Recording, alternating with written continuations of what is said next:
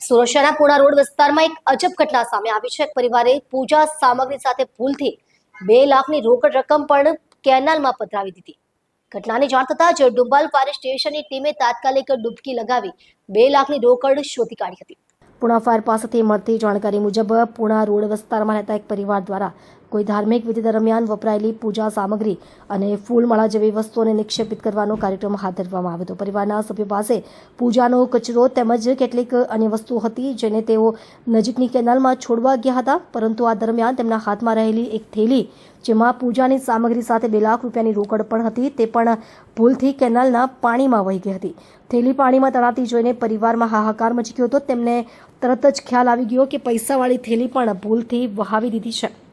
તાત્કાલિક પોલીસ તેમજ ફાયર વિભાગને જાણ કરવામાં આવી. સૂચના મળતા જ ડુંબાલ ફાયર સ્ટેશનની ટીમ તાત્કાલિક ઘટના સ્થળે દોડી ગઈ હતી. ફાયર કર્મચારીઓએ પરિસ્થિતિની ગંભીરતા પારખી તાત્કાલિક કામગીરી શરૂ કરી દીધી હતી. કેનાલનું પાણી ઘૂંઘવાટા ભર્યું અને ઊંડું હોવાના કારણે રોકડ શોધવી અત્યંત પડકારજનક હતી.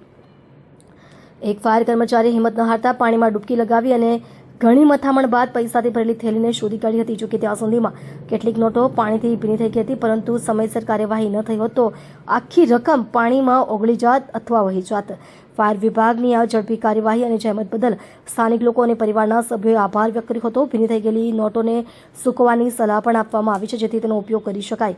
આ બનાવ પછી પરિવારે રાહતનો શ્વાસ લીધો છે. Sub officer Sunil Chaudhari, Dumbhal fire station. Control message મુજબ 3:21 કોલ મળતા